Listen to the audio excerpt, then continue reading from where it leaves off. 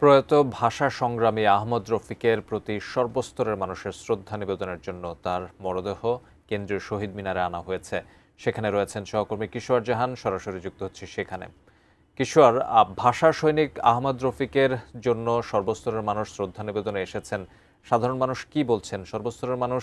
কেমন প্রতিক্রিয়া দিচ্ছেন তার এই প্রয়াণে? জাতির সূর্য সন্তান শ্রদ্ধা নিবেদন করছেন বাংলাদেশ ভাষা সংগ্রামী আহমদ রফিককে শেষ শ্রদ্ধা জানাতে কিন্তু শহীদ মিনারে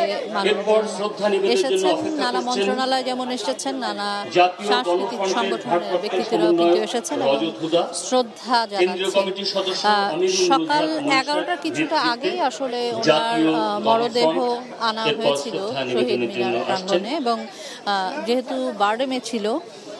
ওনার মরদেহ সকাল 11টা থেকে আসলে দুপুর 1টা পর্যন্ত কিন্তু সর্বসাধারণের শ্রদ্ধার জন্য ভাষা সংগ্রামী আহমদ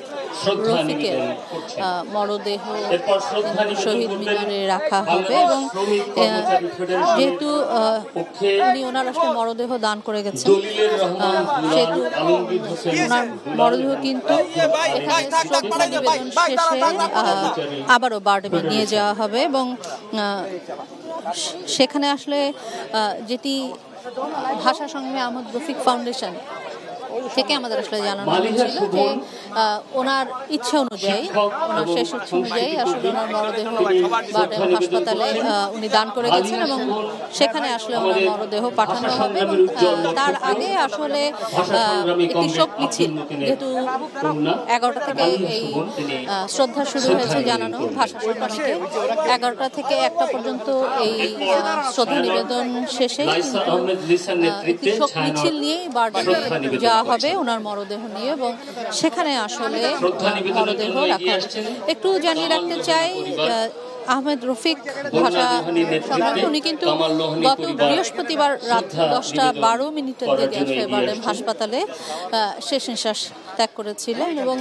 তার বয়স ছিল কিন্তু প্রায় 96 এবং বয়সজনিত নানা কারণে কিন্তু নানা ধরনের রোগে উনি আসলে আক্রান্ত ছিলেন,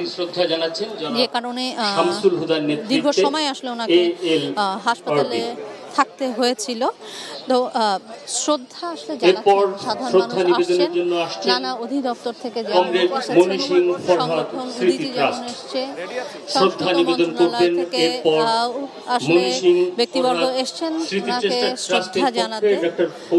জাতির সূর্য সন্তানকে শেষবারের মতো একবার দেখতে আসলে ওনার দীর্ঘদিনের বন্ধু যারা ছিলেন, পরিজন যারা ছিলেন তারা কিন্তু এসছেন। 2 ঘন্টা আসলে এখানে ওনার মরদেহটি রাখা হবে সর্বসাধারণের শ্রদ্ধার জন্য এবং তারপরেই আসলে নিয়ে যাওয়া হবে বারডেমে এবং মেডিকেলের শিক্ষার্থীদের প্রশিক্ষণ এবং গবেষণার জন্য আসলে উনি ওনার মরদেহ হিসেবে দান করে গেছেন, যে কারণে